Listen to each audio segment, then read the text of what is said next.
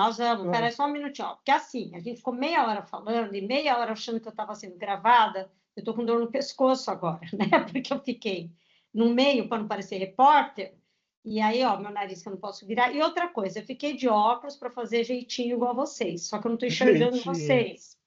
Então, eu não sei quanto tempo eu vou aguentar esse óculos. Então, em algum momento eu vou tirar. Por enquanto, eu quero ficar igual a vocês para a gente parecer, tipo, irmãozinho, entendeu? E agora, o podcast. Olá, ouvintes. Nosso segundo podcast.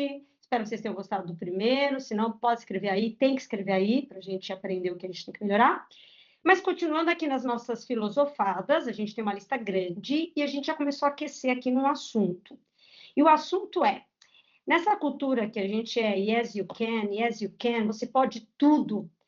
Por que parece ser que os jovens não estão querendo muita coisa? Aliás, não estão querendo quase nada. Aliás, não estão querendo nem ser chefes. E aí a gente começou a conversar sobre isso e o Edson trouxe uma experiência que ele está vivendo lá no país dele. Vamos lá, Edson.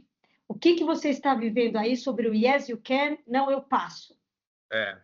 Bom, vamos lá. Primeiro, dar um pouquinho de contexto, né? Onde eu moro é um país que, em sua sociedade, tem o welfare state, ou seja, o mínimo básico de direitos humanos garantido para todo mundo, né? Uma vez que é um país que vive do petróleo. Então, que eles decidiram distribuir essa fortuna do petróleo para todo mundo e parte desse lucro ele é investido no país mesmo. Investido no país mesmo. Então, o que acontece? Então, em 20 anos, a Noruega saiu de um país extremamente pobre, 20, 30 anos, né? Extremamente pobre, achou petróleo e virou um país extremamente rico. Mas era um país pequeno, hoje a população é de 5 milhões de pessoas. Então, era um país agricultor que vivia de pesca. Né? Então, o que você faz com essa fortuna e com as possibilidades que você entra? Então, foi investindo em educação, foi investindo no sistema de saúde, para garantir esse bem-estar social para todo mundo. E que funciona, gente, e funciona. Né? Se você precisar de saúde, tem, se precisar de educação, aqui, quando você nasce aqui, você tem educação gratuita do berçário até o MBA, mestrado, tudo garantido pelo Estado, você não paga nada. Aliás, aprendi com eles, não é que você não paga, você paga nos impostos, né? Os seus impostos são revertidos e aí não tem corrupção, então isso é investido para isso. Só que o que acontece? Quando agora acho que dessa geração que de rico passou para pobre, de pobre passou para rico, e agora as pessoas já nasceram ricas, ou já nasceram com welfare states, a discussão é a ambição dessas pessoas. O nível de ambição ficou muito baixo. Para que eu vou me esforçar se eu tenho isso garantido e dado pelo Estado? Né? E uma coisa é o direito, né, básico de casa, moradia, tudo isso sendo dado. Né? Mas quando a gente fala de um modelo de trabalho das organizações, onde você pode dar mais, você tem que dar mais, você tolera algumas coisas para conquistar outras ali no longo prazo, essa geração mais nova, ela não quer. Né? Ela não está aplicando para trabalho em grandes organizações, elas não estão vendo o propósito, né? E aí a gente pode discutir propósito, eu tenho muitas questões do que é um propósito e como usar isso no campo de trabalho. E eles não querem. E quando eles olham a geração anterior, eles falam assim, é uma geração que teve burnout, é uma geração que nem todo mundo chegou lá, né? O pessoal se dedicou, estudou, e aí eu acho que isso extrapola até a Noruega, e eles olham assim, mas você quer que eu fique assim também, com burnout, com olho tremendo, não sei o quê? Para quê? Se eu tenho um básico dado pelo Estado e eu posso viver sem isso, né? Sem o ônus disso daí. Então, é um desafio que as organizações têm enfrentado mesmo, né? Como que eu faço um branding no mercado, um employer branding no mercado que seja atrativo e que a experiência do trabalho seja conivente com as expectativas dessa geração, né? E com um salário que eles se sintam recompensados por aquilo que fazem, né? Então é um dilema, né? Onde que a gente vai conquistar a força de trabalho aqui, né? Posso dar só um contraponto, porque eu acho que tem um lado importante de você falar que existe aí uma circunstância inicial que é eu não preciso do trabalho para o meu básico de sobrevivência. Então, isso me permite ser mais ou menos flexível na minha ambição, no que eu quero trabalhar. Só que você esbarrou num outro assunto, que aí eu acho que extrapola essa condição e se repete o comportamento, né? Que é, por exemplo, Eu aqui trabalhava para uma startup para mais de 15 países. Então, óbvio que tem diferença entre o que era Europa, o que era África, o que era Oriente Médio, você via diferenças. Mas como eu tive que recrutar muita gente muito jovem, e aí vou falar em dois grandes blocos, um na parte de tecnologia e outro em áreas de suporte, né? Ou suporte, operações, ou a área comercial, etc. Tinha um contexto, e aí eu estou falando do geracional mesmo, né? Porque a maioria acaba encaixando dentro dessa faixa que não é mais um milênio, né? Já era a geração seguinte, quase. Mas você tinha, quando era de tecnologia, que existia uma riqueza no mercado de vagas, porque realmente eles eram lançados, né, para trabalhar. Então, existia uma coisa de sou menos tolerante porque eu posso escolher. Então, era uma segunda situação, né? Eu posso ganhar bem, mas eu escolho e eu saio a hora que eu quiser. Então, é bem menos yes you can, mas eu trabalho até a hora que eu quero, faço do jeito que eu quero e é híbrido, mas eu fico remoto, né, no trabalho. Mas existe um outro coletivo que era de pessoas que não estão morando num país que tem, né, essa condição de welfare boa e que igual falavam para mim, não, ser chefe, não estou afim. Ah, não, tem que fazer muito mais. Não, eu prefiro o cargo anterior. E aí, a sensação não era ter minhas contas pagas e por isso eu não ter que ver propósito no meu esforço extra, né? No famoso extra mile que a gente cansou de ouvir quando a gente trabalhava nas empresas da nossa geração, né? Tem uma questão de assim, yes you can é mentira, porque o esforço você dá, mas não necessariamente todo mundo vai chegar lá. E aí, não é que todo mundo não chega lá, porque é uma pirâmide, e tudo bem, se entende que na pirâmide não vai chegar, mas não é que o resto da pirâmide está inteiro onde ela chega, ele chega ali caindo aos pedaços. Então, a sensação que eu tinha desse terceiro coletivo, então temos o coletivo, tenho minha vida garantida, então eu posso me permitir decidir o que eu quero, estou no momento de mercado que eu posso escolher, inclusive o meu trabalho, então eu vou ser bem tolerante com o que eu não gosto, mas tem um terceiro coletivo, e esse não é só da geração milênio, eu estou vendo que vai aumentando, que é assim, não, eu não quero mais, é uma corrida sem fim para lugar nenhum. Então, essa cenourinha, para mim, ela já deixou de existir. E na minha época, era assim, a cenourinha ela era assim, um legume muito valorizado para tudo, né? E agora a sensação que eu tenho é, não quero. Ah, você vai ter um cargo de gerente, mais dor de cabeça? Não quero. Fico na minha função ganhando menos, né? Então, aí vou fazer esses três paralelos para ouvir do Agilson, né? O que está dentro desse caldo? Tem uma sensação de segurança, né? Eu tenho minhas contas pagas, mas também não preciso muito mais do que isso. Será que eu quero ter tanta posição de poder? O que para mim é valor? É poder ou é tempo? Então, tem uma série de ingredientes nesse caldo que está fazendo o povo não comprar mais o discurso do yes you can, né? Eu vou só pegar uma caneta antes de começar, Gilson, peraí. Vai lá, pega lá e a gente também tem. Posso aguardar um pouquinho o Edson voltar, mas eu acho que vai um pouco no que você está dizendo, Alessandra. Existem razões distintas iniciais do porquê que as pessoas estão evitando de ter o estresse que eles consideram estresse de uma vida onde eles vão ter posições de gestão ou posições de responsabilidade muito alta. Mas só para um gancho no que o Edson estava comentando um pouquinho mais cedo, eu acho que o caso da Noruega é um pouco um extremo, né? Eu vou ver se eu me lembro depois o nome desse livro, que é bem interessante, que eles fazem uma análise do dinheiro que foi ganho com os investimentos do fundo de investimento da Noruega nos últimos anos, desde quando eles descobriram o petróleo. O governo da Noruega abriu um fundo de investimento que investiu em empresas no mundo inteiro. E o tamanho desse fundo de investimento hoje na Noruega, eles conseguem manter a população da Noruega para os próximos 300 anos. Então, assim, acho que a Noruega é um extremo mesmo no mundo, porque tem uma população relativamente pequena, continua a ter riquezas naturais, e só com o fundo de investimento que eles têm, ninguém precisa fazer nada, basicamente, pelos próximos 300 anos, para manter isso. Então, acho que aí é realmente um extremo, mas esse movimento a gente está vendo no mundo inteiro, onde você viaja, com quem você fala, com empresas, com colegas que estão trabalhando em empresas em vários lugares do mundo, é algo que se vê em geral. O jovem chegou num momento de começo de carreira dele que eu acho que existem algumas razões aí, né? Uma é que a gente, com a tecnologia, hoje eles acreditam que existem mais oportunidades para empreendedorismo.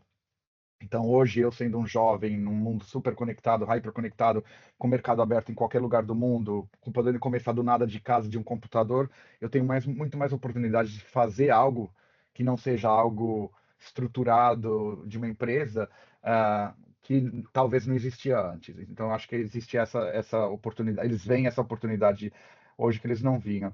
Outra, eles viram a vida que os pais levaram, né, de trabalhar longas horas até o final do dia, não ter tempo para eles quando eles estavam crescendo, e os pais deram toda a vida para essas empresas, e muitos deles, na crise financeira de 2008 ou em outras crises financeiras, foram mandados embora e perderam a capacidade de voltar ao mercado de trabalho, de continuar com os investimentos que tinham. Então, acho que existe também isso. Muitos jovens veem, pô, meus pais investiram tudo na vida deles no trabalho, colocaram algumas coisas de lado e no final eles acabaram sendo usados pelo sistema.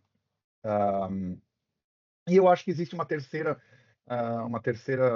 ponto aqui que é relacionado às pessoas não darem mais, e isso veio depois talvez do Covid e tal, das pessoas darem mais importância para a saúde delas. Então, assim, para que eu vou entrar num trabalho que exige muito, é muito estressante, se eu posso buscar algo que me dá um pouco mais de equilíbrio, eu posso cuidar da minha saúde, eu posso, tanto da saúde física quanto mental. Então, acho que existem esses três pontos aí. Dependendo da sua situação, um ponto vai pesar mais do que o outro.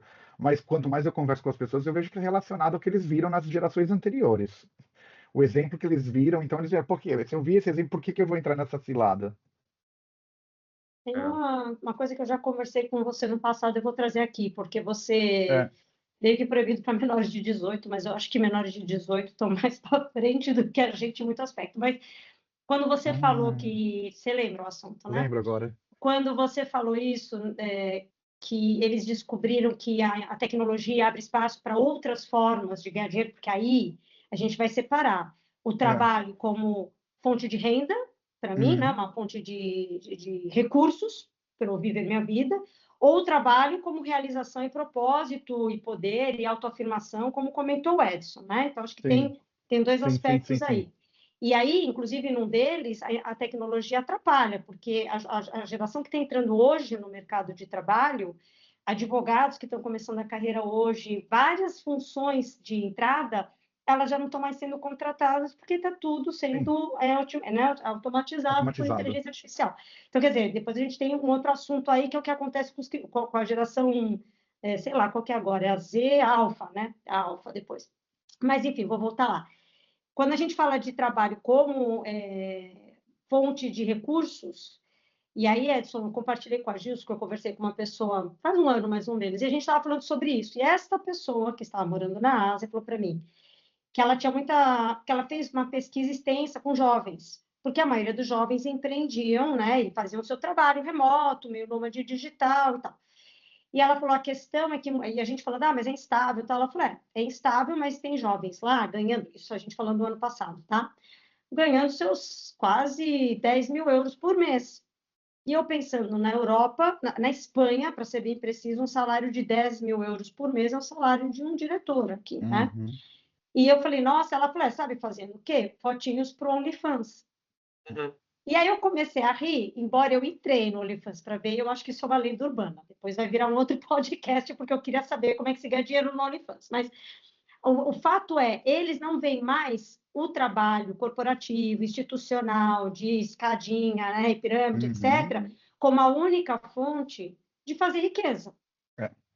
Então, existem outras formas de fazer riqueza que eu controlo o meu tempo, que eu controlo o que eu faço, e eu não tenho chefe. É. Então, eu ganho menos, talvez, ou é mais instável, né? Mas o que eu ganho, por exemplo, 10 mil euros por mês, não é para se dispensar, né, gente? Então, a pessoa que ganha 10 mil euros por mês, uma pessoa com 20 e poucos anos, 2 meses que ela não ganha nada, ela também não vai morrer de fome, né? Porque ela ainda tem como se manter bem. Então, tem este lado. Sim. Agora, a minha pergunta aqui é que tem uma outra coisa, porque eu lembrei dos Faria Limers. Eu saí do OnlyFans e lembrei dos Faria Limers, né? Por quê? Existem duas culturas coexistindo. Eu acho que quem tem uma Quem cresceu vendo o pai passar a situação, a mãe passar a situação que você comentou, ou rodeado de pessoas Sim. que batalharam na pirâmide, mas não foram muito longe, Uhum. elas podem ter acordado para isso, elas podem ter caído lá no livro do coreano, que eu nunca sei o nome, da Sociedade do Cansaço, lá do Byung não sei o quê. Então, eles entenderam, né? Eu corro, corro, corro, não chego em lugar nenhum, não quero isso para mim. Agora, quem começou e teve a possibilidade de ver o que é uma riqueza, o que é uma influência, o que é, né, ser um Faria Limer, estou falando com carinho aqui dos Faria Limers, que eu nem sei quem são, tá? Mas usando esse Persona. estereótipo, né? Essa persona.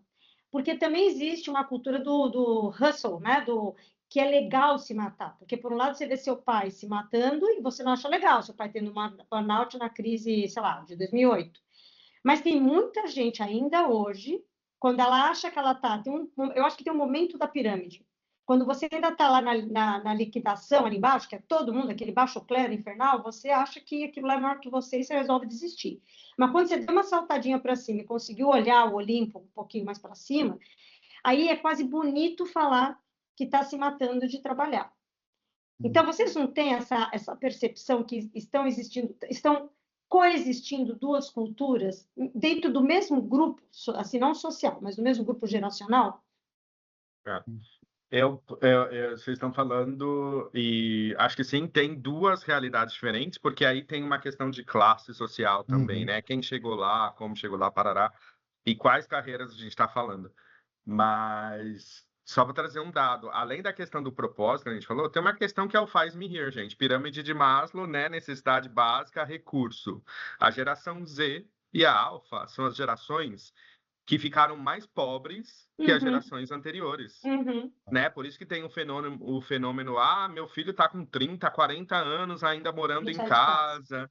Então a Sim. questão do acesso para você ter as coisas, ela ficou mais difícil, né? O teu salário, por mais que aumentou X tantas vezes o salário, mas agora você tem que pagar outras contas que também aumentaram e o teu salário não aumentou nessa proporção, né? Então essa próxima geração ela está mais pobre, literalmente, né? É. E aí quando você fala assim, tá valendo a pena aquilo que me é exigido desta forma que é exigida, né?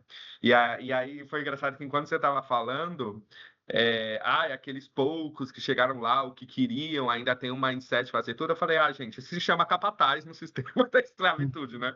Você pegava um lá entre os poucos e fala, o famoso pobre preto, né? Você vai Você ser. conseguiu chegar lá, né?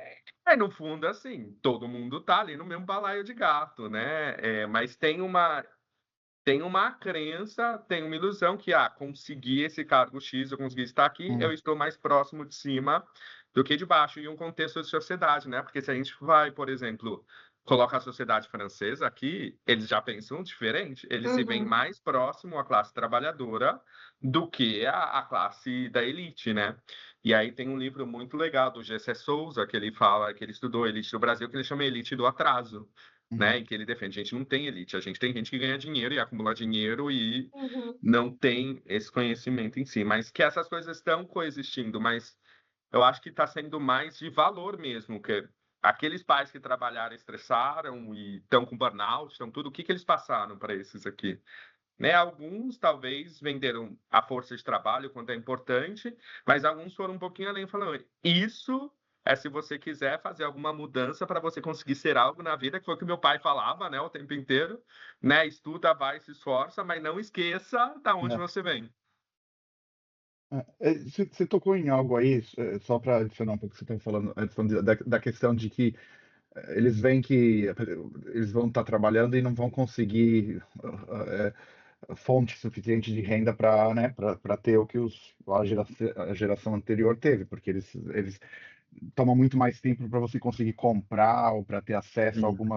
algumas coisas que você quer ter na sua vida comparado com a geração anterior. Mas o que é interessante também é que eu já tive em algumas discussões, as pessoas começam a questionar. Hoje também, pela questão do desenvolvimento do sistema capitalista, a gente também não colocou na cabeça dessa geração que eles precisam de mais coisas para se sentirem completos no sistema. Então, quer dizer, antes, o seu pai comprava a casinha dele com a sua mãe, e existem estudos que os pais conseguiam comprar, às vezes, a casa com não sei quantos anos de trabalho, às vezes, dependendo do país, 5, 10 anos de trabalho, Uhum. você comprava a sua casa. Hoje em dia, você precisa de 70 anos, dependendo do país, para Mais você um comprar a rim, sua né? casa. E hoje não é só ter a sua casa, é ter a sua casa, é ter isso, é ter aquilo, é ter o iPhone, o último modelo, é trocar esse iPhone todos os anos, é fazer uma viagem por mês, que a gente fazia uma por ano na época de férias escolares no verão. Hoje, aquela férias de uma vez por ano, uma no verão e uma no inverno, se transformaram um final de semana por mês. Então foram colocados tantos novos valores e produtos no sistema que você tem que ter acesso, que também, claro que ficou muito mais difícil também. Não tira a importância da questão de que os salários não subiram, como houve a subida da inflação e tudo isso, mas também as pessoas querem ter muito mais do que queriam. As necessidades básicas hoje são muito mais altas do que eram antes. Uhum. Uhum. Concordo, concordo. O Agilson, sabe que você falou, eu imaginei, é um pouco uma... É como se fosse, e vou voltar lá então na Sociedade do Cansaço, é como se fosse um jogo. Todo mundo entrou no tabuleiro, e o tabuleiro é o quem quer ser milionário lá, o negocinho aqui, né? O Banco Imobiliário.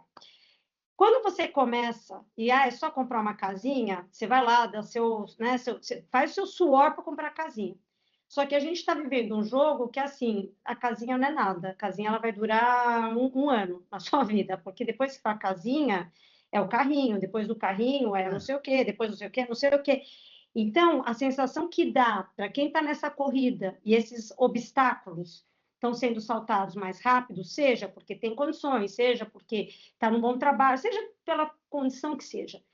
O gás aumenta, o gás vai se retroalimentando, porque a pessoa vai sentindo, ah, tá fácil, e vai indo. Agora, a grande massa das pessoas nesse jogo, cada etapa dessa de aquisição vai gastando um pouco, vai desgastando um Também. pouco, vai criando mais dívida. E o pior é que você olha para o lado e você não encontra outro referente. Se eu perguntar, provavelmente, para um adolescente hoje qual é a referência dele, e isso vai mudando, né, conforme vai mudando a sociedade. Então, tem épocas que são super empresários, Sim. né? Mas basicamente é celebridade e gente que ficou milionário da noite para o dia. E qual é a probabilidade de alguém ficar milionário da noite para o dia? É baixa. Ficou um pouco maior, um pouco mais democrático, né? Com essa vida de celebridade instantânea? Sim. Porque antes era só jogador de futebol, né? Ou algum Você artista diz a grande. referência mudou, as referências são diferentes, né, Eles são hoje. diferentes. E aí fica assim, a sensação que dá para a grande massa da população é uma corrida sem fim, porque tudo que eu adquiro, ele já ficou obsoleto no momento em que eu adquiri. É. Eu vou dar um exemplo, e isso já faz uns 20 anos, quando eu morava aqui e ia para o Brasil, eu vim para cá numa época que ninguém era casado ainda dos meus amigos, e eles passaram a casar, ter filhos, ao longo do período que eu estava morando aqui. Então, eu lembro que me chamava a atenção, porque eu ia para o Brasil e era assim, ah, a gente casou, comprou um apartamento, e a pessoa comprando apartamento, curtindo apartamento, apartamento na planta, aquela história toda. Passava um ano, eu ia, a pessoa estava grávida, a mulher estava grávida. Ah, a gente vai mudar de apartamento. Ah, mas por quê? Não, porque agora precisa de um apartamento grande, né? Porque chegou a criança. Agora, presta atenção no detalhe. O apartamento devia ter uns 100 metros quadrados, eles estavam Hum. indo para um de 180. A criança nem tinha nascido. E eu pensando, o bebê vai precisar de 80 metros quadrados para engatinhar, porque assim, não precisa de um apartamento de 180 metros quadrados. Mas qual que era qual era a frase que a pessoa me dizia? Preciso. Não é eu quero, eu gosto, eu tenho desejo de ter uma casa grande. É eu preciso de uma casa grande. Aí, passava um outro ano, era assim, não, a gente trocou o carro, porque agora tem que ser uma SUV para, sei lá, 32 pessoas dentro do carro, pai, mãe, o filho, um labrador, né? Tudo bem. Depois, no outro ano, era agora tem que blindar tudo. Tem que blindar tudo por questão de segurança. Então, a frase, eu lembro, era sempre o tenho que, era sempre uma necessidade. Sim, Então, sim, sim. qualquer coisa que você adquire, os nossos pais compravam a casinha geminada, né, do bairro, classe média, e aquilo era uma festa por anos, porque a hipoteca durava É. anos e era aquela. Você comprou a casa própria, né? E depois passou a não ter valor você ter a sua casa própria, porque vai passar 2 anos, essa casa, se você não tem depois lá na Fazenda Boa Vista alguma coisa, você não é ninguém. Ou se você não tem uma casinha no litoral norte, estou falando de São Paulo, você também não é ninguém. Então, é uma corrida sem fim. É como se você não tivesse 5 minutos para descansar. E aí, quando você acha que você vai descansar, você olha para trás e está vindo o tsunami da inteligência artificial. Então, é assim, eu tenho que correr mais, porque uma hora talvez eu seja impactado nisso, então eu preciso juntar e ter tudo que eu posso agora, porque senão, daqui a pouco, eu perdi minha chance. Então, acho que essa coisa de eu não sei a palavra em português, é um overwhelming, como é que eu falaria isso em português? Sobrepassa a capacidade de qualquer ser humano se sentir no controle da situação. Então, é melhor desistir de uma vez, né? Você começa a pensar, quer dizer, essa geração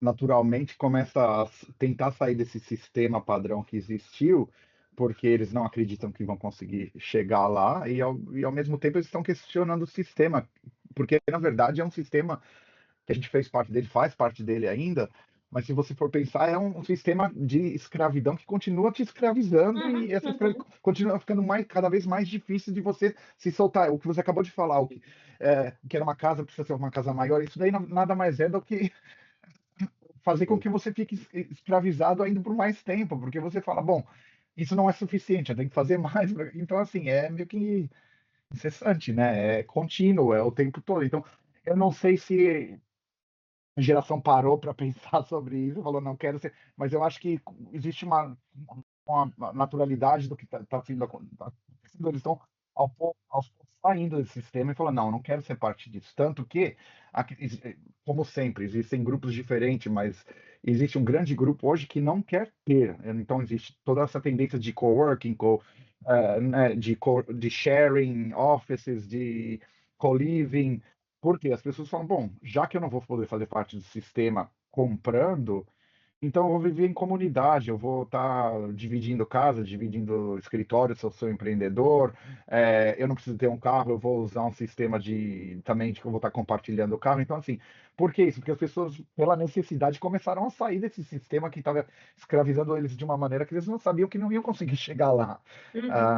E eu acho que existe uma questão, a gente está falando muito sobre, né, a geração, mas existe uma questão também das empresas que estão vendo essas mudanças, mas não estão mudando rapidamente, né, o suficiente para conseguir atrair esses jovens para quererem fazer algo de maneira diferente.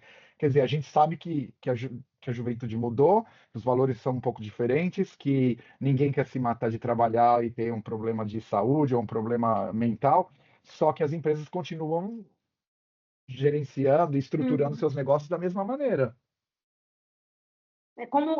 Parece um pouco namoro, né? Quando assim, você está namorando e reclamando da pessoa há um tempão, mas aí você não para pensar, mas o que você não está fazendo, né? Ou o que você está fazendo que a pessoa está reagindo, né? E me dá essa sensação, porque quando eu conversava assim com diretores de empresa, principalmente na época de voltar ao trabalho, né? Do híbrido, remoto, presencial, foi muito curioso, porque isso não foi só na Espanha. Eu lembro de ouvir de muita gente, eu quero que as pessoas voltem, eu quero porque eu quero, para não dizer eu quero porque eu quero, era porque as pessoas, porque precisa melhorar o engagement, né? Precisa melhorar. Tá, mas por que que... Aí não resistia à segunda pergunta, porque você falava, e como é que você acredita que isso vai melhorar? A primeira pergunta era por que as pessoas não estão engajadas? Né? Não é você dar o remédio para dor de cabeça sem saber se a dor de cabeça é músculo, é fígado, o que é.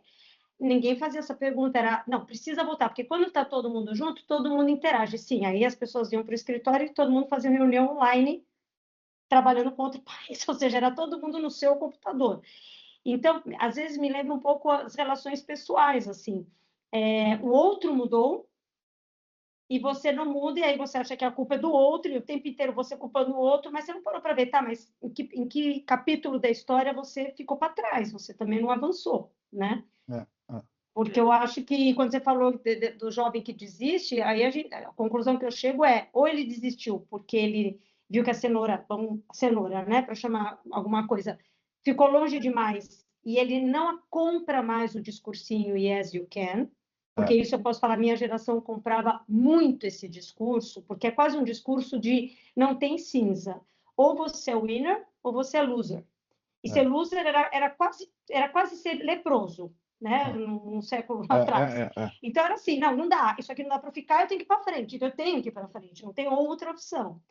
As gerações seguintes já, eu não sei se esse discurso ele é totalmente verdadeiro, né? Então tem gente que teve capacidade de meditar sobre isso e teve condições de sair do sistema, que você acabou de falar, e teve gente que simplesmente desistiu.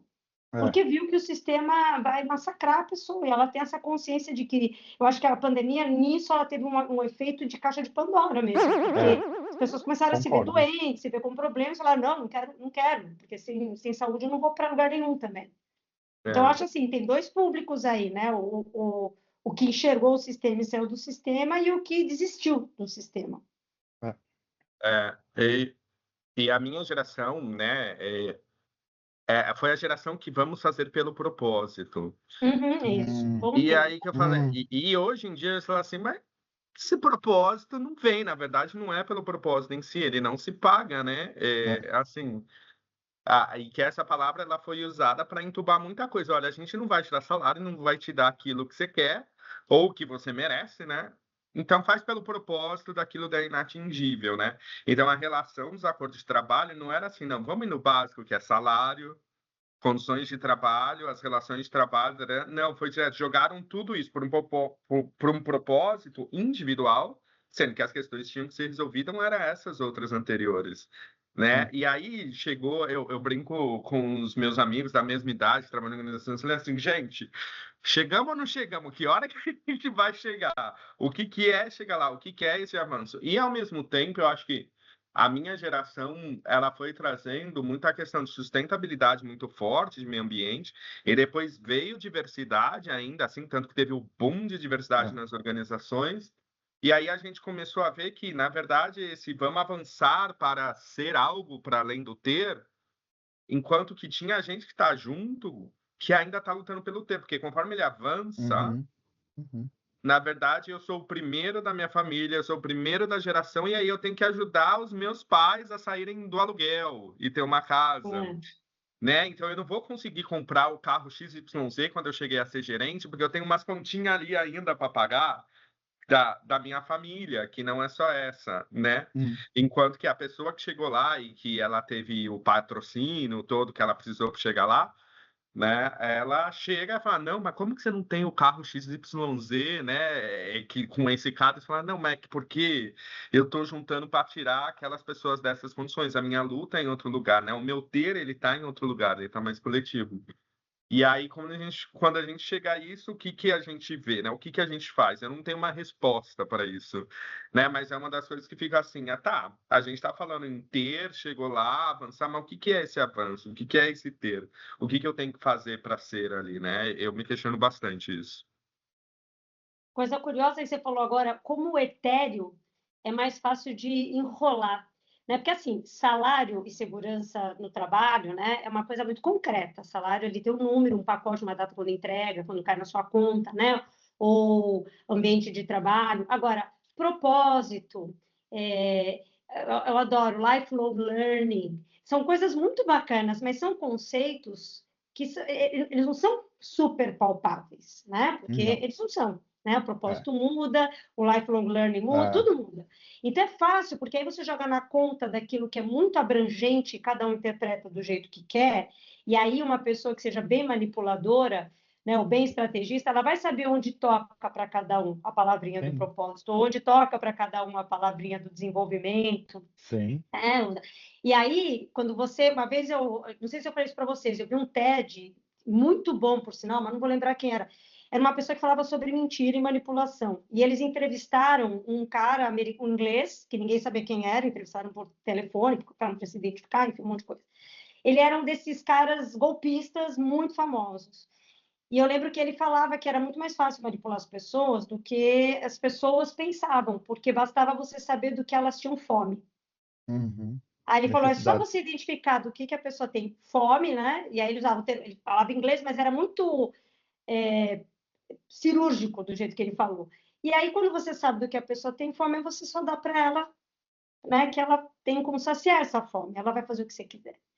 Então, o propósito é muito mais fácil de você enfiar ali do que salário, porque salário é um número. Não dá para falar, o seu salário é algo entre. Não, não é algo entre, né? Vai ter um número no final do mês, né? No início do mês. Tem uma E coisa. vocês acham, posso fazer uma pergunta? Vocês acham que as empresas, assim, eu joguei que as empresas reclamam, mas não estão se preparando. Mas existem empresas também que nasceram já com essa geração, com outra cabeça, o ambiente de trabalho já é um ambiente onde as decisões não são tão hierárquicas e tal. Mas Uhum. vocês acreditam que as empresas estão colocando programas ou estruturas de trabalho, empresas tradicionais, grandes empresas tradicionais, que vá conseguir atrair esses jovens? Eles estão fazendo isso de uma maneira rápida o suficiente? Edson, quer Hum. falar que você tá vivendo isso? Eu tô pensando, a minha resposta imediata é não, tá? Só tô tentando ver se eu acho algum exemplo do Porque que eu Eu, leio, per- do que eu eu pergunto porque eu estou um percebo. pouco fora agora, entendeu? E eu você Mas nos perguntou últimos dos 2 anos. jovens, o que eu posso falar, assim, pra... não de empresa grande, o que eu posso falar de startups, porque eu conversei com Hum, muita gente em startup. Eu acho que o que mudou no ambiente de startup, e aí tem uma linha de corte que é 2022, né? Até 2022 tinha muito dinheiro circulando. Então, tinha muito assumo risco, contrato. Nunca, não vou falar que tinha uma estratégia de talento, algumas muito, mas a grande maioria não. Até porque a dinâmica de startup é uma coisa surreal. Assim. Então, é uma coisa em cima da outra, não tem, é meio caótico, né? Então, não tinha coisas tão estruturadas como a gente viu em outras empresas. Mas existia uma tolerância a erro, existia não sei nem se é confio no talento ou é de largo mesmo, você eu joguei sem água e sem nada, mas existia um pouco mais de eu acho que o assumir riscos para mim é uma coisa que mudou muito, de uma empresa de startup para uma grande de onde eu vinha. Mas eu não via na cabeça da grande maioria da liderança visão estratégica de talentos. A visão estratégica de talentos deles é: eu preciso contratar essa pessoa para fazer isso amanhã. uhum, E tinha uma flexibilidade em currículo que eu não via em empresas mais tradicionais, tipo, não eram pessoas que me perguntavam idade, se a formação era de primeira linha, se era homem, mulher, o que fosse, orientação, não perguntavam nada disso, olhavam a função e apostavam muitas vezes, não precisava ter, tem que ter 15 anos, por exemplo, aquela coisa da minha época, né? Com um ano em cada lugar, eles não estavam nem aí. Se a pessoa tinha experiência que aparentemente servia, arriscava. Então, mais do que uma estratégia de talento, era eu assumo um risco. Quando cortou o dinheiro, aí uma das primeiras coisas que caíram foram todas as estratégias de recursos humanos das poucas que havia. E aí se limitou a cortar gente. E aí é onde você via o desafio muito grande em startup, era na área da comunicação interna. Você ia tomar decisões impopulares, enquanto o dinheiro está jorrando, a festinha está legal, a frutinha na mesa, né? A massagem, a mesinha de pimbolim, sei lá o que mais tinha lá. Quando o dinheiro acabou, isso tudo vai embora. E aí, como é que você comunica? Primeiro, como você comunica? Segundo, como você avalia quem são os seus recursos chaves? Porque também existe uma coisa na cultura, pelo menos a que eu vivi, que isso é muito triste, e eu vejo em outros cenários também, que é quem fala bem, quem se vende Sim, bem, fica. A gente já falou sobre sim, isso, né? já falamos Não sobre isso. necessariamente quem trouxe o Sim, dinheiro, né? sim, Mas sim, quem sim. fica. tem Então, isso isso é o que eu mesmo. via de startup. Agora, o Edson pode falar mais das empresas É, mais estruturadas, né? Nice, estruturado. o que eu percebo é assim, e vou ser bem honesto, tá? Eu e a Lê, a gente já trabalhou com o programa Porta de Entrada junto, né, Lê? Então, assim, isso faz o quê? Mais de 10 anos. Eu vi pouca Uhum. mudança, a não ser na forma de comunicar, de sair uma maneira mais estruturada, venha ser essa pessoa virar algo para uma coisa mais fã, mais atrativa, né? De ter redes sociais agora e fazer uns videozinhos com umas firolinhas lá para chamar. Muito diferente disso, eu não vi, não. E eu percebo que ainda tem um conflito de gerações, né? Porque essa pessoa que está começando agora, ele já nasceu conectado com a internet. Ele já meio que na escola, talvez ele já tenha aprendido como que eu faço um marketing pessoal, como que eu me vendo, como eu me coloco, que a minha geração só foi Uhum. aprender quando entrou na empresa, Trabalhando. Uhum. né? Trabalhando. E aí eu falo assim, ei, essa pessoa já vem com isso, eu dou o quê para ela de desafio? Né? Então tem um pouco. Aí fica uma coisa Uhum. meio doida, que é assim, esses jovens estão falando algumas coisas interessantes lá, mas ninguém está ouvindo. A minha geração foi reduzida, né, gente? Tecnologia veio, a gente reduziu, tá com uma sobrecarga, tá com um possível know-how e senioridade. E para você virar sênior, você precisa de um tempo e ninguém tá com É, paciência para pegar esse jovem e falar, isso, vamos lá, é. agora é isso, agora vamos isso, vem com isso. E ele vai aprender, de certa forma, algumas coisas mais rápido, ele vai fazer mais rápido, porque ele tem mais tecnologia, tem mais acesso, tem mais coisa. E aí a gente fica meio como fazer por quê? E eu tô falando isso porque agora eu tô lembrando assim, isso é algo que veio como demanda de liderança de todos os programas que eu estou fazendo. Então, parece que os líderes, né, dessa geração disseram, mas o que eu faço com isso aqui? Eles não estão querendo mais trabalhar tanto ou fazer isso que a gente fala. O discurso do propósito não está mais valendo a pena. Então, eu acho que ainda não tem uma preparação no ambiente para receber e falar, vamos junto, vamos performar. E aí, com o advento de AI, a questão que eu fico é assim, levava-se um tempo, existia um porquê de você ser júnior, pleno e sênior, né? Tinha um tempo de maturação aí. Agora não tem. Como que a pessoa vai virar sênior?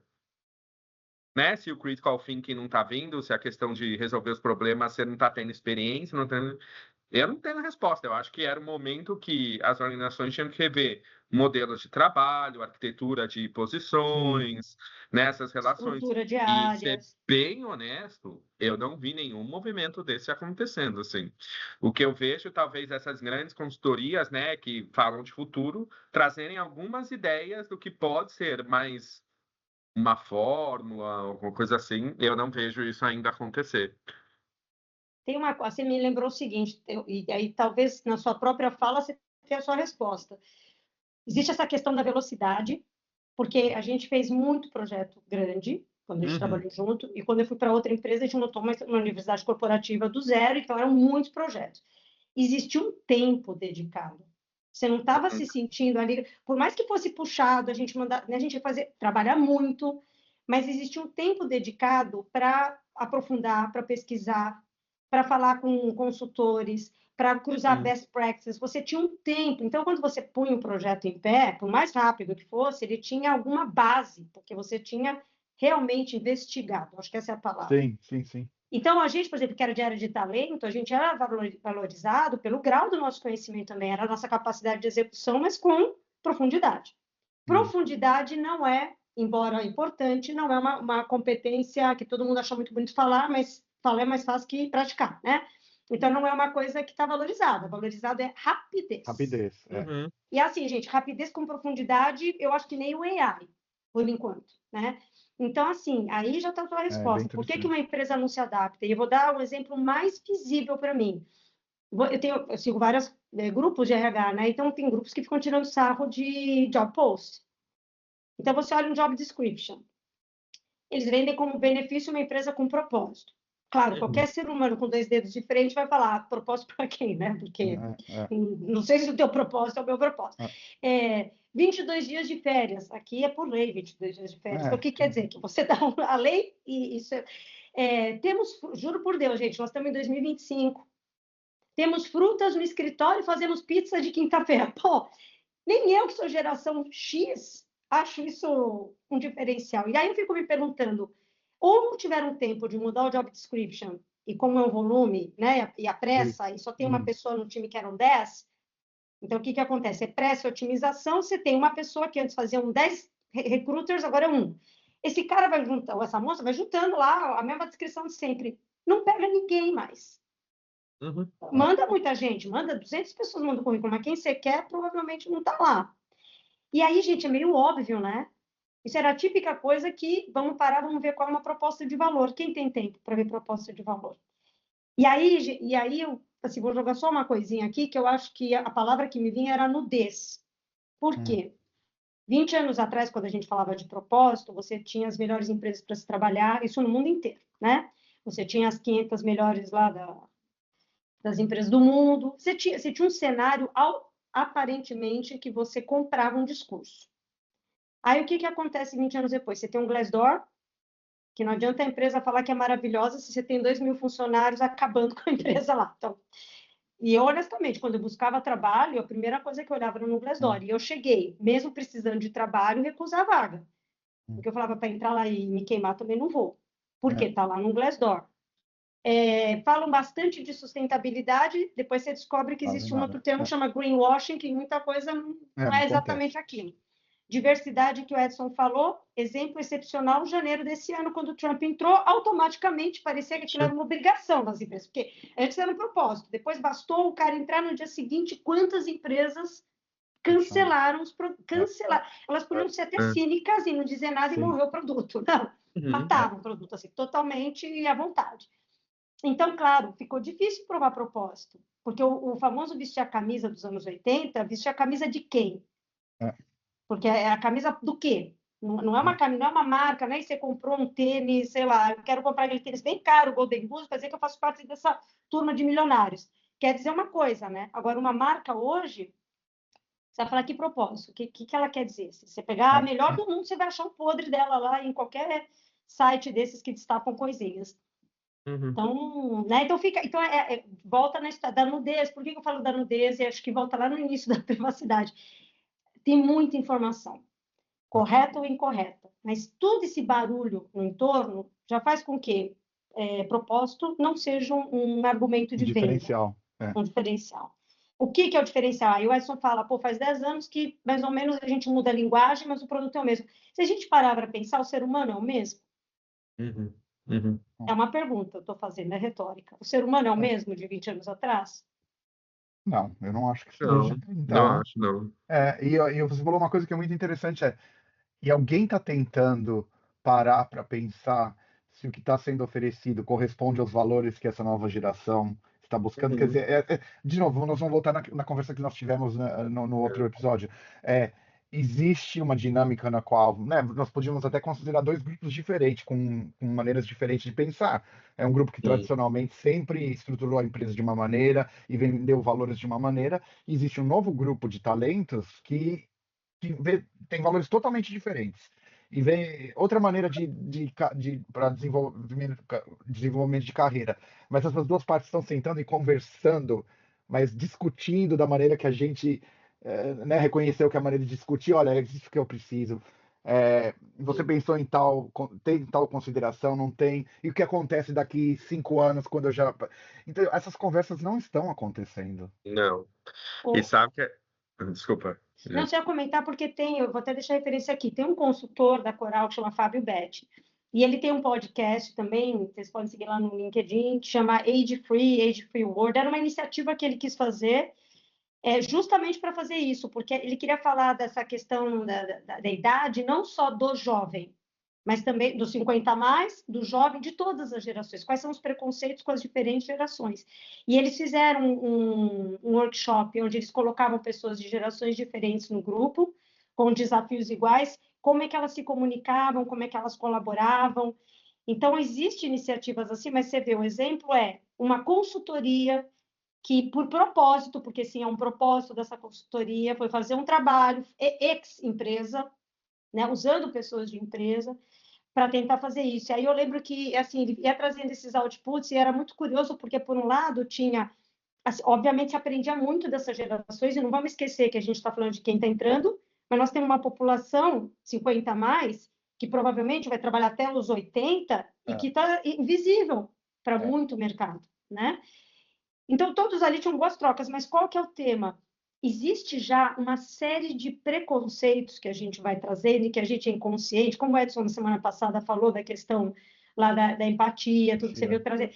A gente não tem noção desses nossos preconceitos, né? Então, você já vai para uma conversa, o jovem, né, É, o é clichê, assim, o jovem assado, intolerante, o outro é o velho não me escuta. E realmente acontecia isso na dinâmica, porque é meio profecia autorrealizável, né? Então, foi um momento que eles se deram conta, inclusive dos preconceitos que eles têm, tanto de uma geração mais jovem quanto de uma geração mais avançada, mais sábia, né? Para falar uma expressão bonitinha. Então, essa conversa em empresa não tem, mas aí acho que a resposta básica, e aí Edson para de falar, porque eu já sei que eu estou monopolizando, era não tem porque não tem tempo. Eu acho que, para mim, a frase principal é a gente vive tempos acelerados ao extremo porque interessa alguém, né? Óbvio, né? Uhum. claro. Não é o mundo que está acelerando sozinho. É, essa do interesse assim, assina embaixo. Tem alguém que está ganhando muita coisa com isso, né? E né, eu ia falar que assim, eu dou aula, né, em universidade, escola de negócio, e eu adoro programas de mentoria. Eu entro como mentor, não sei porquê, mas eu mais aprendo do que Claro. outra Uhum. coisa com os meus mentis, né? E que eu venho percebendo ao longo do ano, por exemplo, em sala de aula ou com os mentis, assim, os mentorados, conforme vão passando as gerações, é quase tangível você perceber o tecido social, como que eles trabalham, como que eles funcionam, quais são as questões. Aí ontem, exatamente ontem eu estava pensando, né? Eu falei assim, nossa, a gente ouvia muito assim, eu da minha geração, né? Porque eu sou da época do axé e depois veio o funk, depois, né? E que via assim, nossa, mas que música ruim, né? Que música de qualidade ruim e que não sei o quê, as gerações anteriores tem um pouco como eu posso dizer, de arrogância, de achar que o que é culto é só produzido numa ópera ou numa coisa assim. Tem um pouco do que é arte e que arte que vale a pena. Mas a verdade é que conforme vai passando e as coisas vão acontecendo, vai entrando, as próximas gerações já vão adaptando, entendendo que isso que é real. É eu ficar assim, bom, gente, essa discussão está aqui, a AI está aqui a gente discutindo, mas sei lá, meu sobrinho que está com 6 anos, para ele já vai ser given, né? Assim, a sociedade é assim, então é outra sociedade que entra. E acho que as organizações, elas não fazem esse acompanhamento. O que é essa sociedade que está vindo aqui? Qual que é o impacto? Eu tenho uma percepção de que vamos agir no respiro. Né? É, E diversidade é o melhor exemplo. Ah, George Floyd, vamos fazer alguma coisa. Ah, movimento Me Too, vamos fazer alguma coisa. Ah, aconteceu O agora. setembro rosa, o outubro amarelo. Não, Nossa, parece que assim, vamos indo. Não tem, que eu acho que cai nisso que você falou também. Não tem um tempo de rever propósito, é, de ver onde está. Que assim, pode ser que dentro da minha organização eu vou olhar e vou falar: olha, muito bem, mas este movimento aqui não me interessa. E você deixar claro, mas a gente está lá no respiro. Por quê? é, Falta muito essa investigação do porquê. E o que eu acho que a educação ela faz melhor, né? Que ela vai puxando à frente a forma de qual é esse cidadão que entra, para que ele vai servir, que sociedade que ele está, e agora ela prepara para uma sociedade que ela nem sabe como vai ser, exato. é. né? Mas as empresas ainda não estão nessa discussão. Eu não vi nenhum fórum de discussão ainda. Ah, vamos preparar para o que vem ou para o nosso funcionário. Muito pouco, E muito eu fico pouco. imaginando quando isso vai se tornar um grande problema. A gente sabe que está aos poucos em algumas empresas, em alguns mercados já se tornando um problema, mas a questão de que, por não haver essa correspondência, né, do que eu acredito que seja valor e do que a empresa me oferece, as pessoas, né, aquele quiet quitting, elas começam a deixar de fazer o que querem fazer, ou pedem as contas. Eu acho que em alguns mercados em desenvolvimento as pessoas ainda acabam engolindo, aguentando, porque precisam pagar suas Uhum, necessidades básicas. Uhum, Mas daí, uhum. quando a gente olha para o mercado como o seu, né, da Noruega, eu que eu vivi em Singapura, eu trabalhava com equipes no Japão. O Japão sempre foi um país extremamente tradicionalista na maneira de se entrar numa empresa, ficar o resto da vida na mesma empresa, seguir a carreira. Mas até lá, hoje, a gente começou a ver um movimento nos últimos 2, 3 anos no Japão de que os funcionários eles entram, principalmente a nova geração, não era o que eles estavam esperando. Depois de um ano, dois, eles saem. No Japão, Isso, isso. no Japão, isso nunca acontecia no Japão. E hoje as pessoas saem. E em Singapura, que é um país que as pessoas não, né, não têm essa necessidade, porque vivem em famílias que já construíram a sua riqueza e tal, a mesma coisa. Eles falam, bom, se eu não sou promovido, indiferente se eu gosto ou não gosto, eu espero ser promovido uma vez por ano. E se eu não sou promovido uma vez por ano, eu saio. Então, assim, e se a gente começa a ver isso cada vez mais, eu acho que a sociedade do Japão me choca um pouco. Eu sempre falo com a Lê. Eu sempre uhum. vejo o Japão como nós seremos amanhã, né? Porque sempre pareciam estar uns 10, 20 anos à frente do que a gente consegue ver em termos de movimentos em outras sociedades. E é um país que, na verdade, se atrasou muito com isso, né? Quer dizer, em todas as outras sociedades, a gente vê que as pessoas acabam vendo, não é o meu propósito, eu saio da empresa, consigo um novo trabalho. Mas o Japão, que sempre foi tradicional nisso, você vê hoje claramente, a nova geração, eles vêm, o máximo que eles aguentam, eu vejo, pelo menos na minha área de negócio, são 2 anos. Se não é o que eles estavam esperando, eles saem. E isso não acontecia lá. Não. Isso acho que mostra um pouco. As empresas também não estão subestimando. Bom, provavelmente porque eles acham que muitas dessas posições vão ser automatizadas, então é uma maneira natural de começar a deixar algum desses talentos saírem, eu não sei. Será, gente, que. Aí uma pergunta: será que a gente não forçou? A gente, eu digo sociedade, né? Não forçou demais a máquina? Minha pergunta vem no sentido. A máquina é o operador, O o operador, mas sistema. da máquina. A máquina é o A minha operador, o pergunta é: a gente sistema. forçou demais na cenoura, sabe? É. Porque aqui tem, por exemplo, um canal desse que passa série nostálgica, e, gente, é um comfort movie para mim assistir Ally McBeal. Não sei se vocês vão lembrar isso, tem uns 25 anos. É uma série de uma advogada, né? E tudo bem, uma série fantasiosa. Gente, eu assisto aquilo com uma certa nostalgia da minha época de advogada. Isso porque o ambiente jurídico, e não sei se vocês sabem, escritórios de advocacia estão entre os que mais casos de burnout tem no mundo, né? Porque os advogados trabalham muitas horas, é uma competição feroz, etc. Sempre foi. Mas por que eu estou trazendo isso? A série é de 98, não é tão longe. Sei lá, 27 anos atrás, mais ou menos. É isso aí. Você via as pessoas trabalhando, tinham seus casos, você via elas saindo, vocês viam elas tendo tempo de falar com não sei quem, vocês viam elas tendo romance, vocês viam elas adquirindo um hobby. Tipo, tinha um trabalho, eu lembro que tinha um trabalho intenso, mas você tinha aquilo, primeiro não tinha tecnologia, então acabou o trabalho, acabou, quando muito você levava o processinho para casa para ler à noite, mas você não era contactado, né? E a Ellie McBeal leva processos para casa, mas o que eu quero dizer era o ritmo, por mais que fosse muito trabalho, era um ritmo humano. Tinha tempo de falar, tinha tempo de interagir, tinha tempo de pensar, tinha tempo de pesquisar. Eu assisto a série e me dá nostalgia. Eu falo, quando foi a última vez, juro por Deus, que eu me senti assim, Sim. de poder parar, de poder falar, vamos fazer um brainstorm e fazer um brainstorm. Não 45 minutos, todo mundo cuspindo lá para jogar todas as ideias embora. Não. Então, a sensação que eu tenho, e eu volto falando para vocês, eu acho que as pessoas foram por diferentes razões que a gente está falando aqui, seja para pagar as contas, seja por poder, seja o que for, por realização pessoal, por propósito, foram na corrida. Estão na corrida. Uma máquina não para de acelerar. A máquina não para de acelerar. Parece o filmezinho do Charlie Chaplin lá. A máquina não para de acelerar. Chega uma hora que você não... Aliás, a cena dele é muito emblemática nisso. Chega uma hora que você vai junto com a máquina. Ou você cai fora da máquina, né? Então, essa é a minha pergunta. Será que não pesou a mão nisso e por isso as pessoas estão começando a surtar de diferentes maneiras?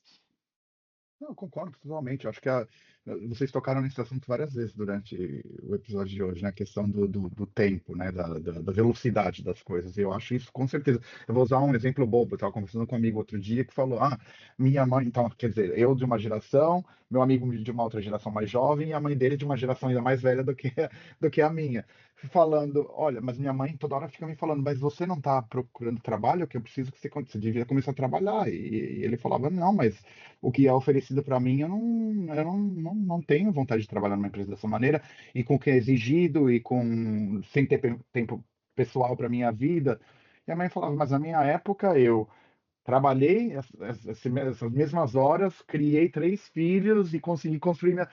Só que eu falei para ele, mas lembre que sua mãe vem de uma geração que essa velocidade não existia. Ela saía da Exato. empresa dela, ela recebia o último fax que chegou de um cliente no Japão às 5 horas da tarde, ela ia para casa te pegar na escola, fazia as coisas delas à noite, fazia o jantar, saía com vocês. Ela só ia pensar no trabalho novamente no outro dia de manhã e ela demorar provavelmente o dia inteiro para responder para esse cliente do Japão que ela recebeu um fax, não era nenhum e-mail. Então as coisas eram feitas com É calma, isso. eram pensadas. Então, tudo que ela conseguiu fazer porque ela tinha tempo para pensar, para fazer, para interagir com outras pessoas. E depois a gente entrou num sistema que não há tempo para nada. Você não dá tempo para pensar, não há tempo para responder um e-mail. Então, como você quer com que as pessoas não entrem no burnout? Porque, assim, como um computador, a nossa mente tem um limite, não tem? Então, assim, Corpo. e o nosso físico tem um limite também. Então, acho que é o que você falou, já passou, tá chegando num momento que as pessoas elas não conseguem mais pedalar, elas vão ser jogadas dessa bicicleta que você falou, desse equipamento, ou vou ter que conscientemente falar, não, eu tenho que parar agora, senão vai acontecer É. algo. Ah. Não, e adicionando o que você falou, eu vou ser meio cavaleiro do apocalipse aqui agora. Depois a gente fala alguma coisa engraçada, né? Porque no episódio vai ficar meio deprê. Porque ia falar assim, a questão do. Antes você tinha um tempo. Eu falei, hoje eu acho que ainda é pior porque a gente tem um mercado todo voltado para bem-estar.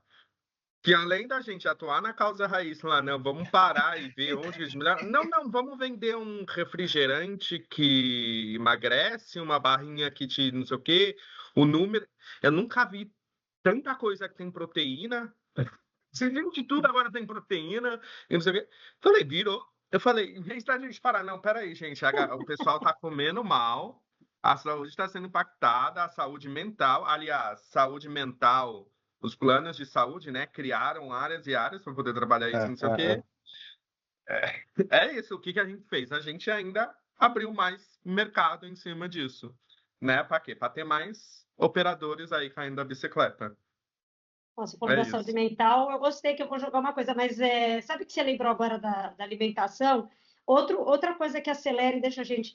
Na minha época, tinha os vigilantes do peso, tabelinha de calorias. Você aprende uma tabelinha de calorias, a maçã tinha 100 calorias, a pizza 1.500, sei lá o que era. Você queria seguir uma regra, você tinha também, porque não tinha tanta descoberta, tanto conhecimento. O conhecimento também vai, né, se tornando exponencial. Então, eram poucas opções, Edson. Se ia cuidar da saúde, era isso. Né? Se era diabético, tinha um remédio, se estava gordinho, ia fazer ginástica, e pontinhos, era isso. Hoje, sei lá, meu cabelo está caindo, eu vou procurar algum negócio para cair meu cabelo, eu levo 5 horas. Isso usando ChatGPT e tudo mais. Porque é uma infinidade de informação e uma infinidade de opção e uma infinidade de opiniões sobre os produtos. E aí você pesquisa qual é o produto, é que nem um paradoxo da escolha mesmo. Você fala, eu quero esse produto para o cabelo, aparece 32. Aí aparece quem fala do produto, o que o produto faz, o que o produto não faz, aí o que você precisa saber antes de comprar o produto, aí quanto custa o produto. Então, só isso, você acabou de falar do mercado todo, já é outra coisa que te deixa acelerado. Porque você tem uma hora no almoço para comprar o Chopin de caída e vira quase uma tese de doutorado, porque você tem que ficar pesquisando tudo, porque você sempre tem a sensação que você não está comprando a coisa correta para o seu problema, né? E você vai ter o personal shampooer que vai fazer isso para você. Sabe outra coisa Entendeu? legal? Você se mata no trabalho, ganha bastante. Isso eu acho muito bacana, que está muito na moda aqui em Ibiza. Você vai lá, se mata, vive reclamando e não para de trabalhar e gasta bastante, né? E depois você vem fazer um spa. Spa meditativo, yogi, com comida macrobiótica por 5 dias. E é isso, em 5 dias você recupera os 360 dias que você se acabou na vida, mas com luxo, claro, porque você não está na praia com todos os hippies e bichos e muriçocas, não, você está num negócio que é a água que veio, sei lá da onde, do maná sagrado de Jesus Cristo, sei lá onde, né? A cama feita da palha que veio do macaquinho que pegou, é um negócio, e 5 dias. Ao preço de um apartamento em Santos, provavelmente, né? Então, E volta, né, ao que a gente conversou semana passada, eu acho, a questão da privacidade e tal. Quer dizer, tudo isso é relacionado com informação, é relacionado com velocidade que a informação está sendo bombardeada, né? E é o que vocês falaram antes, que isso não está sendo feito para a gente não ter tempo para pensar, né? Eu acho que isso volta muito a isso. Você deixa a mente ocupada para você não poder pensar em nada que realmente seja importante, que possa estar indo contra o sistema, né? Porque a sua mente não tem tempo para isso. posso, Ah, posso jogar uma... Não vou jogar uma bomba, vou ficar quieta. não, Pode joga, falar. porque eu ia tentar trazer uma luzinha, mas joga a bomba. Então joga a bomba para você jogar a luz? Joga, Ai, joga. gente, deixa eu lembrar se era a bomba. Eu ia falar que parte a gente é responsável, porque quando a minha pergunta é assim, tá, para que a gente está correndo? A gente está falando que tem uma dinâmica de correr, que a gente começou a falar das empresas. Por que uma empresa corre sem parar, corta a gente sem parar e corre sem Ah, parar? sim. Né? Porque, assim, ela sabe É, que amanhã a outra vai fazer... Primeiro, todas elas recebem investimentos é, como nós, seres humanos normais, que vamos fazer uma aplicação no fundo, se um fundo te dá 1,02 e o outro te dá 1,04, você não pensou que um fundo é do novo mercado, não, você vai tirar o seu dinheirinho e vai por lá. Então, essas empresas estão todas financiadas, né, com bastante uhum, investimento, de gente que está lá, eu quero que o meu dinheiro renda bastante. Então, você tem que estar sempre à frente, porque é, amanhã surge uma outra empresa que vai fazer um pouquinho melhor que a sua, por 1 centavo mais barato. Aonde a gente entra como responsável? A gente faz isso nos nossos hábitos de consumo. uhum, Né? Então, assim, eu totalmente. estou comprando, eu vou lá na Amazon, porque assim, tem a loja aqui da esquina que vende a capinha do celular, mas ela me cobra, sei lá, R$ 150. Mas a Amazon me vende por 90 ou É, 100 e me entrega em 2 horas. é, Dane-se a pessoa aqui na esquina, porque é R$ 50 que eu estou economizando. Então, é, meus caros, a gente fala eles e as empresas e tudo mais, mas empresa com não certeza. existe, né? Existem pessoas ocupando posições e tomando É, decisões. E a gente faz o mesmo processo. Então, o desespero da empresa para não ser comida por um concorrente é porque ela sabe que não existe fidelidade. Não existe fidelidade do investidor, não existe fidelidade do consumidor, né? E aí, como é que vai existir fidelidade do empregado e para o empregado? Não vai ter. Joguei a bombinha. E aí, eu acho que para mim o mindset é a gente contrata quando quer e demite quando quer. Não tem muito isso. Eu acho que não vai mudar. É meio que um numbers game aí, conforme o mundo vai. E é isso. A gente já contratou um monte de gente na vida como RH, já demitiu um monte de gente. E sabe que é um numbers game. Mas do que eu falei da Luizinha, lá, que eu tava pensando assim, né? Tem um curso de coach que ele sempre, que eu fiz essa dedicação, que ele joga assim: o mundo é o que ele é, não o que você gostaria que ele fosse, né? E aí eu fiquei pensando assim, poxa, mas o que dizer então? O que fazer então? O Cavaleiro do Apocalipse veio, jogou e vai embora. Não, eu acho que assim, acho que cada vez mais a resposta ela vai estar muito para dentro, assim, né? O quanto que a gente se autoconhece. Tipo, será que eu preciso comprar os 375 produtos de skincare que eu acho que são necessários para mim? Será que eu realmente preciso no wellness, spa, gastar não sei quando? Ou se eu pegar e ligar 1 hora por dia para um amigo, isso é o que vai me fazer a minha saúde mental ficar bem? Porque eu acho que, de alguma forma, essas conexões se perderam entre gerações, assim. Eu lembro, ia pegar o ônibus para ir para a escola, conversava com quem estava no ônibus, e era 1 hora e meia, e ficava quem sentasse do meu lado ia ser a conversa que ia ter, e aí isso criava as conexões, né? E isso me lembra muito na pedagogia, ele é educador, mas na pedagogia a gente fala muito da pedagogia do sujeito, né? Que é o que Piaget, Vygotsky, Paulo Freire fala assim: eu vou aprender quando alguém cruzar comigo, quando eu reconheço o outro como sujeito, que eu vou reconhecer esse mundo e assim, e é reconhecer num lugar de nós vamos existir junto. Não de, sabe o que é? Você não pensa igual a eu, então vamos para lá, assim, vamos se distanciar. Mas eu acho que, para mim, a luz vai passar muito cada vez mais esse autoconhecimento, o que eu gosto, o que eu não gosto, o que eu realmente gosto, que é a expectativa do outro, que eu espero vai ser, acho que, a chave para lidar com tudo isso que está acontecendo em nossa volta. Né, é um pouquinho da luz que eu vim eu fiquei pensando assim, né, para navegar nesse mundo. Bom, eu não vou talvez comprar todos os 25 mil produtos de proteína, eu ainda vou continuar com o número de ovos que eu tenho que comer, mas essa é uma escolha que eu fiz e isso me faz bem. Né? Eu acho que vai passar um pouco por isso e eu acho que a gente ainda não está chegando lá, né? Tem aqueles movimentos de curva, igual tudo é AI, tudo bem, gente, mas vai começar a cair a curva. Né? Aí depois que a gente saber o que é, se é de comer ou de passar no cabelo, a gente vai saber para que vai usar e o quê. Eu acho que é um pouquinho da luzinha que eu fiquei pensando aqui. Mas, de novo, para se conhecer, o que a pessoa precisa? Tentativa e erro. Tempo. Decepção. Tempo também. Silêncio. Silêncio, O desconectar. incômodo de não estar fazendo nada, né? O incômodo de estar falando consigo mesmo, ou o incômodo de estar ali buscando coisas, né? Por que eu me sinto assim? Por que eu tenho que comprar os 25 cremes? Quanto tempo de prazer me dura a compra de um dos 25 cremes? Para isso, ele é incômodo, e aqui nós também estamos em outra senhorinha, ele é incômodo, requer tempo. A gente já sabe que tempo não existe, aparentemente. Quer dizer, o tempo existe, né, gente? Ele não sumiu, ele só está hiperocupado, né? E aí a outra coisa é, por que a gente compra tanta coisa e por que a gente consome tanta coisa? Porque existe o incômodo. Porque pensa uma coisa, criança, agora eu estava tentando lembrar meu sobrinho pequeno. A criança não está preocupada. Eu lembro quando eu voltava daqui para o Brasil, ele nunca me pedia nada. Você sempre leva um presente, né? Ele nunca, eu sempre falei isso. Ele falava, tia, vem brincar. Ele não queria saber se eu tinha trazido a roupa do Barça para ele. Ele queria brincar. Não sei como é que ele está hoje, mas ele queria brincar nessa época. Então era brincadeira, não tinha incômodo, não tinha buraco para tapar. Era um conviver que você acabou de falar, Edson. Eram duas pessoas convivendo naquele momento, compartilhando uma experiência. Ninguém estava falando do que comprou. Então, para você se autoconhecer, você tem que se deparar com o incômodo, porque vamos combinar, todos nós, assim como a gente gosta de reclamar do outro, nós também somos o outro, né? Então, todos nós temos um lado bonitinho, todos nós temos o nosso momento de brilhantismo e temos um lado negro que todo mundo põe embaixo todos nós, mas tá lá. E é incômodo.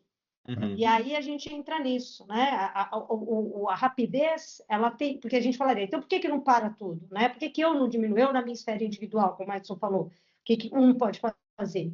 Porque eu parar pressupõe que vai entrar espaço, vai entrar silêncio, vai entrar menos, e aí vai ficar você com você mesmo.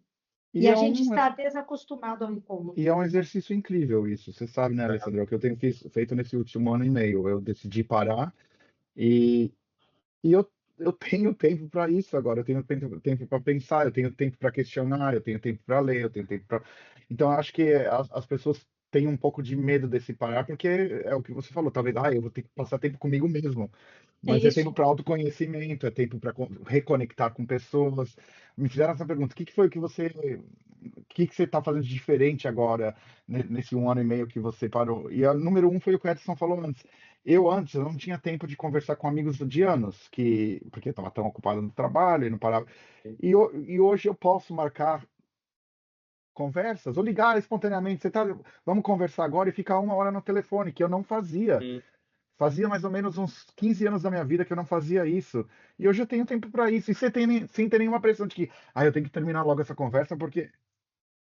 E é daí que surgem as ideias, é daí que surge a criatividade. E eu acho que o sistema realmente coloca uma barreira para que as pessoas não queiram sair disso, porque elas ficam com medo, né? É o desconhecido. O que eu vou fazer quando eu não tiver 100% do meu tempo ocupado? Não, e a gente fica desacostumado a treinar, porque se você pensar que antes você tinha um pouco mais de tempo, você tinha esse incômodo, não é que ele não existia, ele sempre existiu, mas você conviveu com ele. Então você Uhum. mais ou menos sabia, você fugia, mas em alguns momentos você se deparava com ele. Agora imagina o que é você estar tão desacostumado, quando você faz uma crise de abstinência ao contrário, porque você está tão limpo de não sentir incômodo, que você está sempre tapando com o ritual budista, ou lá o wellness, ou com um compra, o que seja, que quando para, é muito doloroso o processo. E nós estamos numa sociedade, que aí qualquer dia a gente vai fazer esse, né, da parte de infantilização, que é isso, a gente está com muita baixa tolerância para dor emocional, não estou falando para dor É, física, né, que isso aí já é outra Uhum. coisa, mas para dor emocional, a gente está com muita dificuldade de aceitar a dor emocional. Uhum. É, e você falou do brincar, né? E conectando com isso tudo, eu gosto muito na biologia, a gente fala da relação do brincar, que assim, brincar não tem meta, tá, gente? Não tem meta é. pedagógica, não tem Isso meta de aí. aprendizagem. Você não vai fazer algo para ter um output, um resultado. Não, você vai brincar, né? Eu lembro de uma professora de didática que ela era muito legal. E aí ela falou assim, tinha uma aluna fez uma apresentação, né, que era de professora de maternal, e aí ela, não, porque o objetivo é a socialização, aprender, nananana. E ela falou, gente, brincar não é isso não, tá? Ele vai fazer um montinho de areia ali na pontinha do escorregador, vai descer, acabou, é isso. É isso. Só fez porque deu vontade de fazer, experimentou, e é isso aí. Não precisa ter uma grande utopia do que você vai atingir com esse brincar aí. Então, E aí eu resumo, tô nós temos me, mais tempo para brincar agora, não é? É isso, né? Eu tô falando isso, eu falei, mas eu brinco do que hoje em dia? O que eu tô brincando hoje em dia, né? O que era, meu? Porque aí, quando eu era pequeno, eu confesso que eu brincava de escritório. Agora que eu tô no escritório, eu não quero brincar. Também. Cuidado com o que você brinca de criança. Avisa as crianças, cuidado com o que vocês brincam de criança, que pode se tornar realidade. Não necessariamente é bom. Mas quer É. saber uma brincadeira do adulto? Eu acho que é quando o Agilson falou, fazia 15 anos, e eu lembrei uma vez que você me ligou no Brasil, que acho que foi a última vez que a gente falou, porque agora a gente está falando mais do que a gente falou nos É, últimos 10 anos, é, provavelmente. é.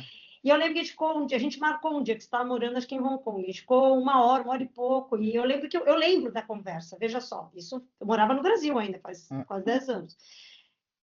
Isso é uma brincadeira do adulto. É Uhum. você passar tempo com os seus amigos, fala, porque assim, não era só falar de filosofar, a gente falou da vida, a gente falou dos relacionamentos, a gente falou das coisas que a gente tinha e não tinha, então, de viagem. Isso é um brincar de adulto, é você conversar sem a pressa, não tem outcome, não tem meta, a meta Uhum. é É. nenhuma, é você lá estar com a pessoa, né? É. Você se diverte, você aprende, É. você libera energia, né? Você recebe oxitocina, porque você está com pessoas que você gosta, então É. É isso. Alessandro, eu vou E- te falar mais, tem mais nisso. A questão que a gente fala da espontaneidade, né? Que vocês estavam falando, brincar também é algo espontâneo. As crianças são espontâneas, elas começam quando dá vontade. E eu acho que, apesar de a gente ter quebrado essa barreira de agora conseguir se comunicar novamente, ter tempo, eu tenho tempo, porque eu posso, né, eu ouvi tirar esse break por um ano e meio. Um, mas ainda existe um empecilho. A gente chegou numa sociedade que a gente ainda precisa marcar essa conversa, entendeu? Uhum, Isso que eu acho uhum. não é tão espontâneo quanto eu não tô legal, É ou verdade. super feliz e eu quero compartilhar isso com a minha amiga, eu vou ligar para ela, a gente vai a gente ainda tem mais uma barreira a cruzar, eu acho, porque hoje as pessoas se sentem incômodas de ligar para um amigo. Me diga que você de repente recebe uma ligação de alguém, você fala, mas quem tá me ligando sem me É, perguntar se pode ligar? eu não atendo, meus amigos reclamam. Eu sou É, dessas. a gente, todos É somos. péssimo, né? A quem disser hoje que, não, eu não sou assim, a maioria das pessoas é, mas alguém tá me ligando sem me avisar? É isso. Alguém bateu na minha é, porta sem me avisar? Isso era norma, não tinha problema de fazer isso. Então a gente ainda está Tem colocando um toda razão. empecilho nessa questão de brincar, né? Vamos brincar, mas vamos ser espontâneos, porque essa falta de tempo está tirando a espontaneidade também. Então, mas aí a minha pergunta para você, concordo, me encaixa. Eu tenho uma amiga que briga comigo porque ela fala, para ligar para você eu tenho que marcar a consulta que nem médico. Ela fala brava e ela tem razão. Agora a pergunta é, por quê? Por que que a gente tem que marcar? Ou por que quando alguém me liga me incomoda?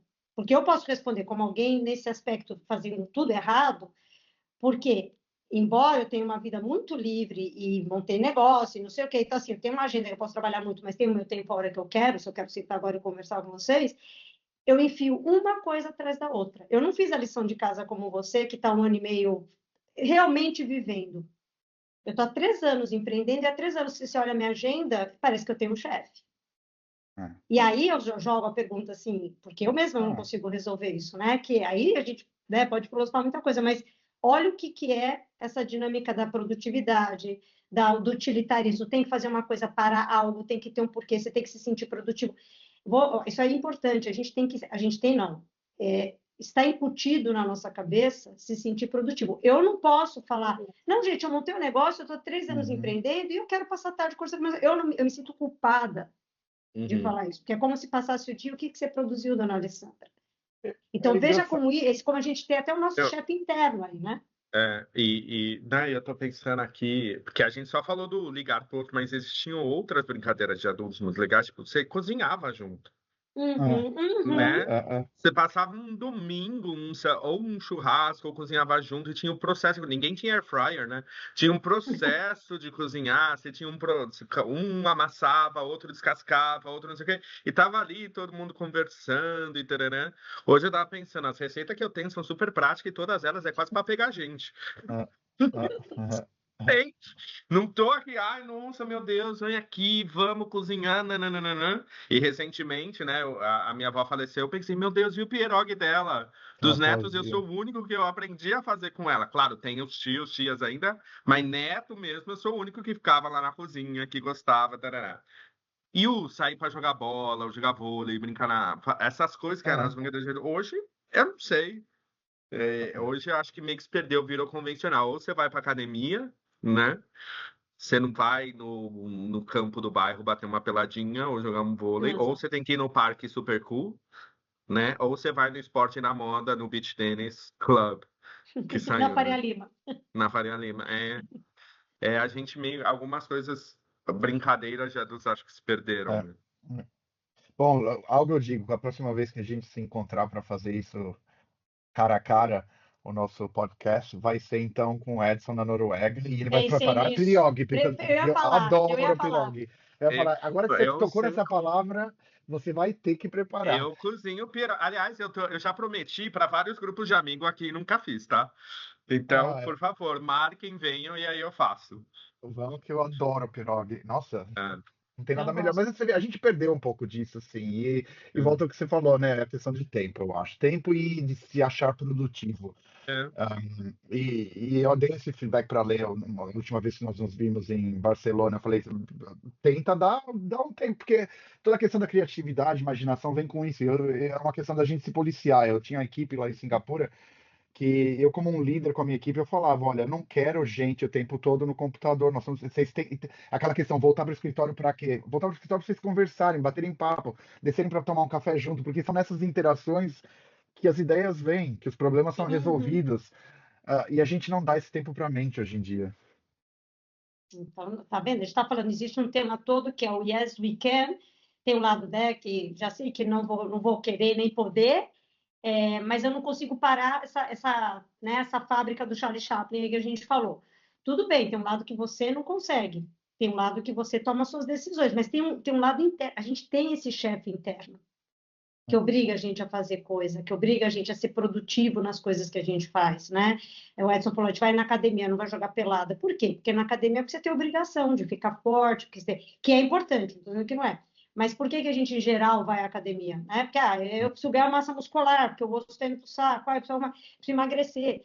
A pelada, você não ia, eu imagino que você não ia lá jogar para perder a barriga. Você ia lá porque você gostava de jogar, porque você se encontrava com seus amigos, depois você Exato. bebia cerveja. Era o pacotão. Espontâneo. É, E aí, essas coisas que a gente precisa. Então, quando a gente não consegue parar essa roda viva, o que que na gente a gente consegue parar? E, de Uhum. novo, não é fácil, porque você vai se deparar com um incômodo. Só que aí a outra situação você pode não enfrentar isso e continuar que nem o Charlie Chaplin apertando o parafuso, até uma hora que você ou é engolido pela máquina ou é é. expelido pela máquina. Então, assim, não tem solução fácil aqui, né? A Não gente tem. precisa tomar uma solução, porque senão não existe a solução fácil. Mas existe, E eu acho que. Oh, desculpa, Edson, fala você, não, eu desculpa. ia até citar você, eu falei assim, acho que o Agilson vai poder até falar melhor que eu, porque eu acho que aí tem uma mentalidade no mundo ocidental também um pouco, né? A gente tem que ter uma solução, tem que ter uma forma e tem que ter alguma coisa. Eu vou contar uma história minha bem rápida, tá? Mas eu lembro que quando eu entrei na empresa que eu tô agora e tinha algumas coisas comportamentais que eu não queria mais em mim, e estresse, e não sei o quê, eu falei, ah, não, peguei um mentor lá da Índia, nossa, Ah, assim, que eu falei assim, não sei o quê. E ele tava falando, não, porque isso, porque eu não quero mais sentir isso, eu não quero ter mais assim. Ele deu uma grande gargalhada na minha cara, né? Aí ele falou assim, meu querido, isso vai estar com você o resto da sua vida. Não tem deixar para trás. Você é uma construção contínua, isso é você, isso é parte de você. Agora, se você vai deixar isso tomar conta de você ou não, é, é, é a escolha. é outra maneira. E ele que me falou isso, isso é muito a maneira ocidental de olhar as coisas, Bom né? ponto. Como que a gente talvez fala, a gente aprendeu assim, a gente foi educado na sociedade, como que mecanismo que a gente pode fazer para isso não tomar conta, mas ele vai estar ali. Que agora a gente tem a consciência de que ele vai estar ali. Ah, Quando ele vir, o que que eu faço para é. espera isso aí. Aí eu ia falar de você porque você conhece o mundo oriental aí mais que eu, Não, é né? interessante que até deu um gancho porque eu ia falar. Obrigado, porque o que eu tava pensando aqui, essa questão toda também de a gente ter que estar continuamente fazendo algo, e volta a questão de estrutura de empresas e como a gente pode se preparar, né? Eu dei o exemplo de quando eu estava liderando a minha equipe em Singapura, que eu pedia para eles pararem, para eles saírem, para eles irem conversar, para não ter dia que eles não estavam usando o computador. E eu acho que isso vem muito também de exemplos, né? Você tocou a questão de mentoria, né? Então, mentores e líderes que mostram isso. Como eu aprendi isso? Eu não aprendi porque o Agilson um dia acordou e Uhum, falou: Ah, eu vou ser um líder uhum, assim. Eu aprendi de um líder. Eu tive um líder aqui em Londres, numa das empresas que eu trabalhei, que eu estava numa posição que requeria muito de mim, eu tinha que viajar pelo mundo inteiro para ver clientes. Eu me lembro claramente, na primeira semana que eu comecei a trabalhar nessa posição, essa minha chefe, minha gerente, ela veio para mim, ela me deu naquela época a gente usava um calendário de aqueles bonitos de couro, ela me deu isso de presente, ela abriu, ela falou assim, Gilson, esse é um presente que eu tô te dando, e ela pegou, eu lembro claramente isso, ela abriu e ela começou a marcar um X em todas as quintas-feiras da semana. Ela marcava um X, ela virava a página e marcava um X. E eu falei, o que é isso? Ela falou assim, eu quero que você entenda, agora com a posição que você tem, né, você vai estar viajando muito e você precisa ter tempo no seu dia a dia para parar e pensar, fazer coisas básicas de cortar o seu cabelo, de caminhar no parque na quinta-feira, de você tá com vontade de fazer nada, que daí vão vir as ideias, você. Então ela falou, eu não quero. Ela falou, você não precisa estar aqui no escritório e você não precisa estar falando para as outras pessoas que você não está fazendo nada. Mas eu não quero que você faça nada relacionado ao trabalho todas as quintas-feiras. Eu não quero te ver no escritório. Então, isso eu aprendi de uma líder. E isso, a gente só vai conseguir que o sistema mude, se a gente formar líderes dessa maneira e se a gente usar mentores que dão exemplos como esse, entendeu? Porque ela passou isso para mim e eu passei isso para os meus funcionários. Então, muito disso eu acho que pode ser ensinado ainda. A gente Sim. cresce com essa exigência e tal, mas eu acho que a gente também pode assim, ensinar para as equipes quer dizer, não existe nada que é Uhum. urgente. Outra coisa, eu sempre falava para minha equipe, alguém vai morrer se a gente não É, isso conversar aí. sobre isso amanhã cedo? Vai haver É. alguma morte? Não, então a gente vai Uhum. falar sobre isso amanhã. É isso mesmo. Eu É. sempre falei, a gente não é médico, coitado dos médicos. Assim, É. se a gente não tomar uma decisão hoje, não é que uma coisa é pagar o salário, que isso é uma coisa que a RH tem que ser. Mas tirando isso, o resto, você pode decidir no dia seguinte, você pode responder Uhum. no dia seguinte. Exato. É. É. Vá brincar. Vá brincar um Vamos pouco. brincar. Vamos E brincar Vamos, um eu acho que volte a com pouco. lição de energia amanhã. casa é essa aí. Vamos brincar. Eu acho Vamos que. brincar um pouco. E aí, façam vocês, assim, qual é o fechamento de hoje, assim, com o que vocês ficam, assim, de reflexão? Não precisa ter que nada, tá, gente? É só. Uhum.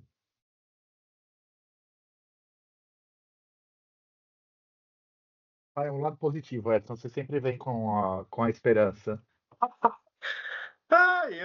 Eu saio assim, tempo, pausa. Eu acho que eu acredito muito em como o universo funciona, assim, né? No meu lado mais espiritual da coisa.